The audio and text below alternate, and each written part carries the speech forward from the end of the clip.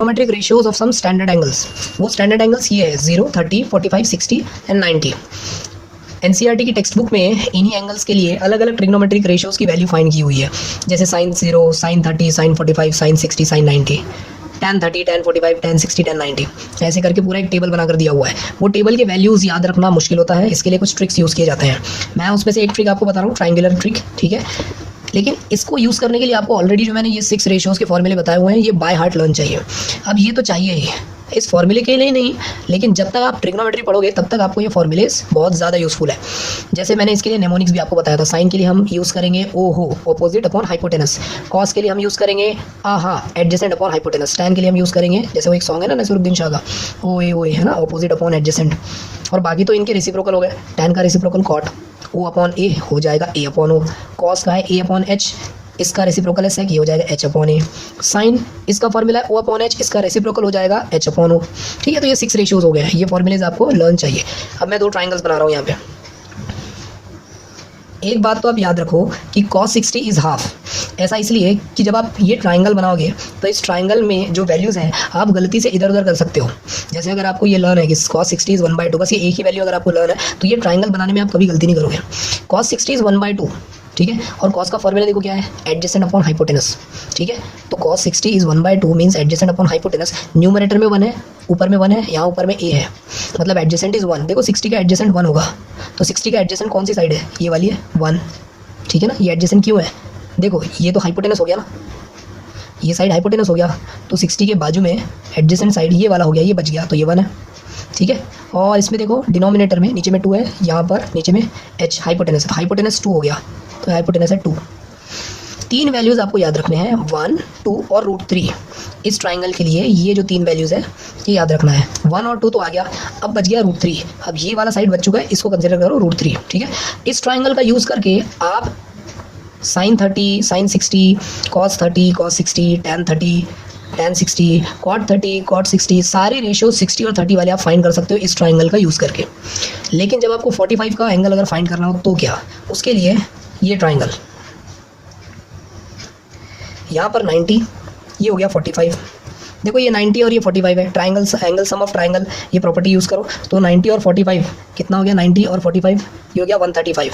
135 में कितना ऐड करेंगे कि 180 मिलेगा, 45, तो यहाँ पर आ गया 45, ठीक है। तो इस तरह से ये टोटल ये पूरे एंगल्स यहाँ पर हो गए, ये भी 45 है, ये भी 45 है, दोनों एंगल सेम है, तो इन एंगल्स के ऑपोजिट वाला जो साइड होगा, ठीक है, दोनों एंगल अगर इक्वल है तो इसके ऑपोजिट वाला, देखो इस 45 की ऑपोजिट वाली साइड ये और इस 45 की ऑपोजिट वाली साइड ये है, ठीक है। तो ये वाली साइड और ये वाली साइड, ये दोनों साइड्स इक्वल होंगे। हम यहाँ पर इसे कंसिडर करते हैं 1, ठीक है। पाइथागोरस थ्योरम अगर आप अप्लाई करते हो तो आपको हाइपोटेनस यहाँ पर √2 मिलेगा, लेकिन आपको ऐसा करना नहीं है, ये दोनों ट्राइंगल्स आप सीधे याद रखो, ठीक है। हाँ, अगर ये ट्राइंगल में अगर आप कंफ्यूज हो जाओ, हो सकता है कि आप 1 को यहाँ पर कर दो, √3 को यहाँ पर कर दो, ऐसी मिस्टेक नहीं करना है आपको, ठीक है। इससे अच्छा ही आप ट्राइंगल पहले बनाओ, ट्राइंगल बनाकर आप ये याद रखो cos 60 1/2, क्योंकि हो सकता है कि आप 60 यहाँ पर ना बनाते हुए 60 कभी यहाँ पर बना दो। तो ये फॉर्मूला, ये एक ही अगर वैल्यू अगर आपको याद है तो इसके ज़रिए आप इसके वैल्यूज़ का पोजीशन सही बना सकते हो, सही डाल सकते हो। अब रही बात इस ट्राइंगल में तो आपको पता है हाइपोटेनस √2 होगा और बाकी के जो 2 साइड्स होंगे वो 1 होंगे। तो इन दोनों ट्राइंगल्स को याद रखना सिंपल है, बहुत सिंपल। अब आपको वैल्यूज़ कैसे मिलेंगे इन सभी एंगल्स के लिए, इनकी वैल्यूज़ कैसे मिलेंगे वो देखते हैं। हम साइन के लिए 2 वैल्यूज़ फाइंड करते हैं, साइन 60 और साइन ऑफ 30 डिग्री एंगल। तो हम जानते हैं कि साइन के लिए फॉर्मूला है ओ हो, ऑपोजिट अपॉन हाइपोटेनस, ठीक है। तो हम इन ट्राइंगल्स पे इस रेशियो को अप्लाई करते हैं। सबसे पहले हम यहाँ पर फाइंड करेंगे sine 60। Sine 60 is opposite upon hypotenuse. 60 के लिए देखो ऑपोजिट साइड कौन सी है, 60 के लिए ऑपोजिट साइड ये वाली साइड है ऑपोजिट, ठीक है, ऑपोजिट। और हाइपोटेनस तो हमेशा 90 के ऑपोजिट वाला ही रहेगा, ये हो गया हाइपोटेनस। इसके पहले मैं आपको बता चुका हूँ इसकी वैल्यूज़ कैसे असाइन किया मैंने। देखो यहाँ 60 का एडजेसेंट होता है 1, 30 का एडजेसेंट होता है √3 और हाइपोटेनस होता है 2। देखो हाइपोटेनस सबसे बड़ा है 1, √3 इनसे बड़ा है हाइपोटेनस यहाँ पे 2, ठीक है। तो sine 60 is opposite upon hypotenuse, तो ऑपोजिट है √3 डिवाइडेड बाय हाइपोटेनस। हाइपोटेनस कहाँ है, ये 2, ठीक है। अब साइन 30 देखते हैं, ठीक है। तो 30 के लिए भी हम यही फॉर्मूला यूज़ करेंगे, लेकिन अब 30 के लिए ऑपोजिट देखो कोई और साइड है। देखो वैल्यूज़ तो एज इट इज़ रहेगा, 60 का एडजेसेंट होता है 1, 30 का एडजेसेंट होता है √3 और हाइपोटेनस तो 2 ही रहेगा। अब 30 के लिए ऑपोजिट कोई दूसरी साइड है, देखो 30 के लिए ऑपोजिट कौन सी साइड है, ये वाली साइड 30 के लिए ऑपोजिट है, ठीक है। तो इसके लिए opposite is 1 divided by hypotenuse. देखो 90 के ऑपोजिट वाला ये हाइपोटेनस है, ठीक है। तो sine 30 is 1/2 and sine 60 is √3/2। देखते हैं कॉस के लिए, कॉस 60 के लिए। कॉस का फॉर्मूला है एडजेसेंट अपॉन हाइपोटेनस। तो कॉस 60 के लिए हमें एडजेसेंट की ज़रूरत पड़ेगी अगर कॉस 60 फाइंड करना है तो 60 को देखो, कॉस 60 के लिए, कॉस 60 के लिए उसका एडजेसेंट, 60 का एडजेसेंट देखो, 30 का एडजेसेंट तो ये हो जाएगा, हम अभी 60 फाइंड करना चाहते हैं। तो कॉस 60 के लिए एडजेसेंट देखो 1 हो सकता है या तो 2 हो सकता है। ये वाली साइड ऑलरेडी हाइपोटेनस बन गया है, इसलिए हम इस 1 को एडजेसेंट कंसिडर करेंगे। तो 60 के लिए ये रहा एडजेसेंट, ठीक है, और ये ऑलरेडी हाइपोटेनस है। तो एडजेसेंट अपॉन हाइपोटेनस मतलब 1/2, ठीक है। अब cos 30 के लिए देखो एडजेसेंट अपॉन हाइपोटेनस, किसका, 30 का एडजेसेंट, और हाइपोटेनस तो पूरे ट्रायंगल के लिए। तो 30 का एडजेसेंट देखो 2 हो सकते हैं, या तो ये 2 वाली साइड हो सकती है जो कि ऑलरेडी हाइपोटेनस बन चुका है, इसलिए हम उसको एडजेसेंट नहीं मानेंगे, हम एडजेसेंट मानेंगे इसको। 30 का एडजेसेंट हो जाएगा ये, ठीक है, 30 का एडजेसेंट ये वाली साइड है। तो एडजेसेंट अपॉन हाइपोटेनस, तो cos 30 is adjacent √3 divided by hypotenuse 2। तो cos 30 ये देखो tan का है ऑपोजिट अपॉन एडजेसेंट, OA, ठीक है।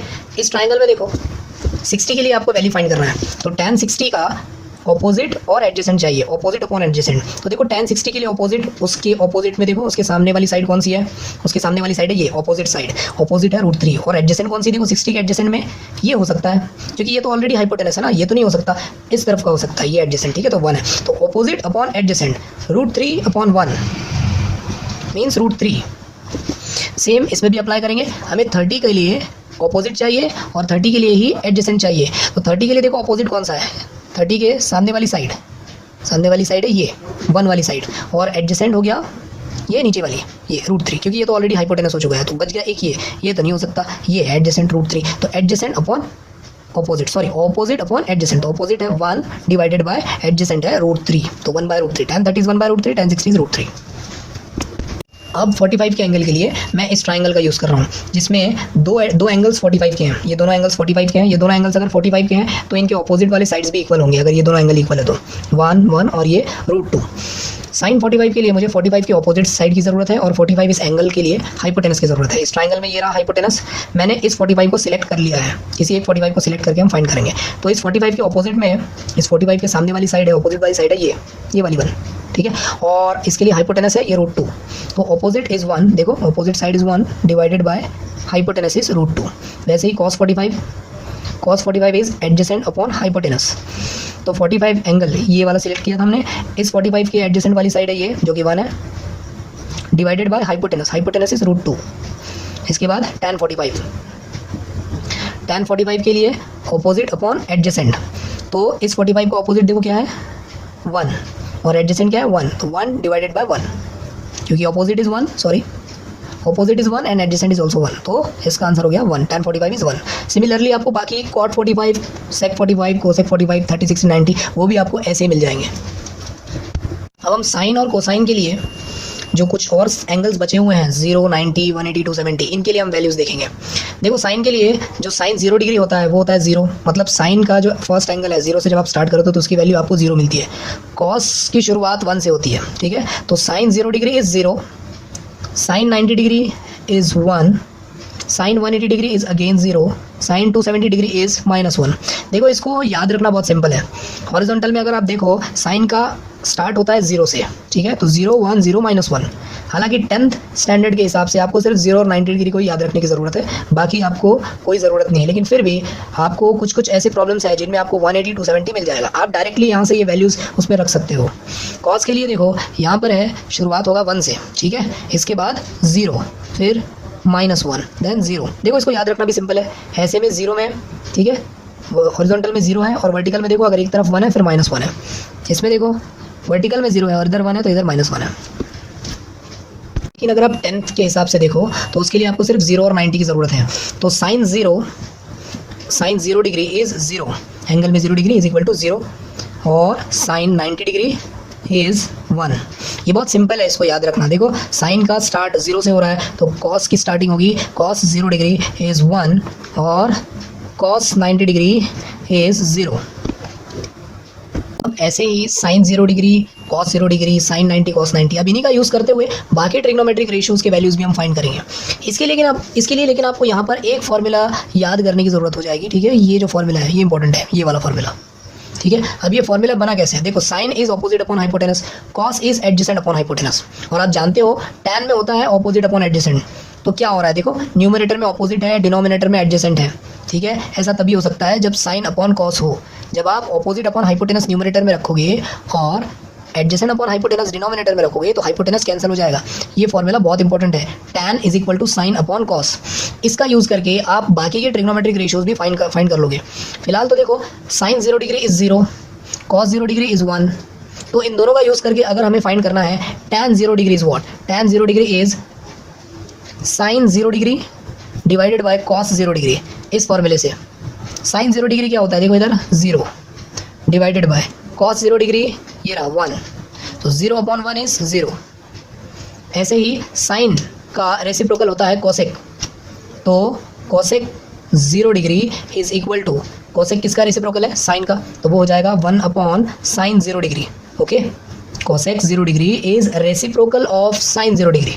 साइन 0 डिग्री की वैल्यू है 0, तो 1 डिवाइडेड बाय 0, ठीक है। तो anything divided bye 0 is not defined, या आप इसे कह सकते हो इन्फिनिटी, ठीक है। तो ये हो गया कोसेक की वैल्यू। अब वैसे ही कॉस की वैल्यू, कॉस के लिए अगर मुझे कॉस से सेक की वैल्यू अगर फाइंड करना है तो सेक 0 degree is reciprocal of cos 0 degree, ठीक है। कॉस 0 डिग्री क्या होता है, cos 0 degree 1 divide by cos 0 degree is 1, तो 1 डिवाइड बाय 1 इज 1, ठीक है। So sec 0 degree is 1, sec 0 degree is 1। तो हमारे पास है साइन, कोसेक, कॉस और सेक। रही बात टैन की, तो देखो टैन 0 डिग्री 0 आ चुका है। कॉट क्या होगा, cot 0 degree is reciprocal of tan 0 degree, ठीक है। तो 1 divided by tan 0 degree is 0, 1 upon 0 is not defined again. 90 के लिए अब हम देख लेते हैं, sine 90 is 1, cos 90 is 0। Sine का रेसिप्रोकल होता है कोसेक, ठीक है, इसलिए कोसेक 90 इज 1 अपॉन साइन 90, क्योंकि कोसेक और साइन एक दूसरे के रेसिप्रोकल हैं, उल्टे हैं, ठीक है। तो कोसेक 90 इज 1 अपॉन साइन, और साइन 90 की वैल्यू होती है 1, तो ये जो वैल्यू है साइन 90 की वैल्यू 1, उसे मैंने यहाँ पर रख दिया। डिनोमिनेटर में साइन 90 है, डिनोमिनेटर में 1 रख दिया, न्यूमिनेटर का 1 as it is. So 1 divided by 1 is 1, so cosec 90 is 1, ठीक है। वैसे ही कॉस 90 0 होता है, तो सेक 90 में फाइंड करना है, तो सेक 90 होता है रेसिप्रोकल ऑफ कॉस, या यूँ कहो सेक 90 कॉस 90 एक दूसरे के रेसिप्रोकल होते हैं। सो सेक 90 इज 1 अपॉन कॉस 90, कॉस 90 की वैल्यू ये रही 0, सो कॉस 90 की इस वैल्यू को यहाँ पर रख दिया डिनोमिनेटर में 0, तो 1 divided by 0, anything divided bye 0 is not defined. अब बारी है tan 90 की, tan 90 is sine divided by cos, tan is sine divided by cos, tan 90 sine 90 divided by cos 90, sine 90 is 1 divided by cos 90 is 0, anything divided bye 0 is not defined, ठीक है। अब cot, तो cot के लिए क्या होगा, cot 90 is equal to 1 upon 0। देखो cot 90 is what, cot 90 is reciprocal of tan 90, tan 90 का उल्टा होता है कॉट 90, तो इसको उल्टा कर दो, तो ये आ जाएगा 0 divided by 1, 0 divided by anything is 0, ठीक है। को ऐसे भी लिख सकते हो, कॉट का अगर कॉट tan का उल्टा होता है तो आप ऐसा भी लिख सकते हो, कॉस 90 डिवाइडेड बाय साइन 90, ठीक है ना, तब भी आंसर यही मिलेगा। 10th ग्रेड तक के लिए ये 5 एंगल्स के लिए सारे ट्रिग्नोमेट्रिक रेशियोज़ की वैल्यू फाइंड करने के लिए ये सारे ट्रिक्स काफ़ी है। इसके लिए आपको ये 2 ट्राइंगल्स और ये 2 जो कॉन्सेप्ट्स हैं कि साइन की शुरुआत 0 से होती है, कॉस की शुरुआत 1 से होती है, ये 2 चीज़ें, और फिर ये वाला फॉर्मूला, इतनी चीज़ें याद रखना काफ़ी है। दूसरे ट्रिक्स भी होते हैं, लेकिन इस ट्रिक में आप एक तीर से 2 निशाना लगाते हो। कैसे, पहले तो इन ट्राइंगल्स का यूज़ करके आप ट्रिग्नोमेट्रिक रेशियोज़ को बार बार अप्लाई करते हो, जिससे आपको ट्रिग्नोमेट्रिक रेशियोज़ को ट्राइंगल में अप्लाई करना बाय हार्ट लर्न हो जाता है और आप में अच्छी स्किल आ जाती है। दूसरी चीज़ ये है कि ये जो 2 एंगल्स मैंने दिए हैं यहाँ पे, ठीक है, तो ये एंगल्स को आप आगे एक्सटेंड कर पाओगे। नेक्स्ट क्लासेस में जब आप जाओगे 11th 12th में, वहाँ पर ट्रिग्नोमेट्री के फॉर्मूले जब आप करोगे तो उसमें आपको 0 90 डिग्री के अलावा 180 270 डिग्री इनकी भी ज़रूरत पड़ेगी, ठीक है, तो तब हम इसको एक्सटेंड कर पाएंगे। इसके अलावा ये फॉर्मूला तो ऑलरेडी बहुत सारे प्रॉब्लम्स में यूज़ हुआ है, बहुत इंपॉर्टेंट फॉर्मूला ये आगे तक यूज़ होगा जब तक आप ट्रिग्नोमेट्री करोगे, ठीक है। तो आप इसका यूज़ करो सारी वैल्यूज़ फाइंड करने के लिए 0 30 45 60 90 के लिए। Thank you.